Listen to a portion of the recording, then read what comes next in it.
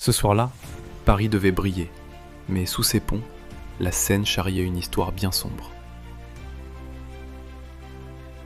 Nous sommes le 17 octobre 1961.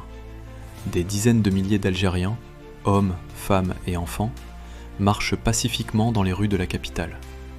Ils sont venus en famille, sans armes, pour protester contre un couvre-feu discriminatoire qui leur est imposé. Imaginez la scène.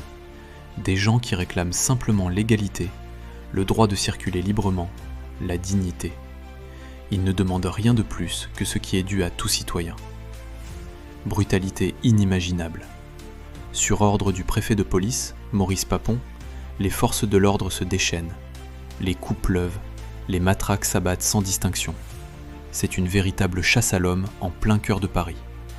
Les manifestants sont battus, pourchassés, et plus de 11 000 personnes sont arrêtées et entassées dans des conditions terribles au Palais des Sports ou dans d'autres centres de détention. Le pire se déroule à l'abri des regards. Des dizaines, peut-être des centaines de personnes sont frappées à mort ou jetées, parfois encore vivantes, dans la Seine glaciale.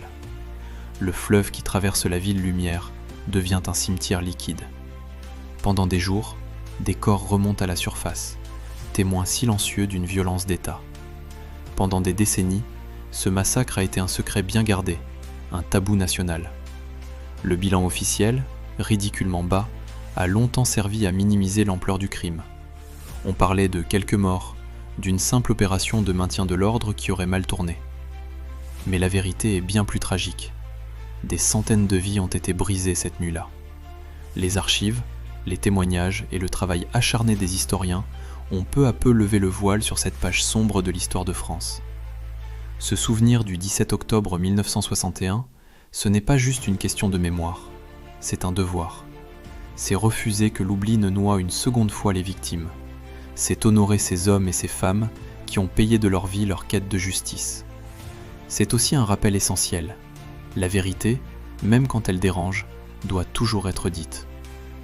Il a fallu attendre 2012 pour qu'un président français, François Hollande, reconnaisse officiellement la sanglante répression. Mais le chemin vers une reconnaissance complète est encore long.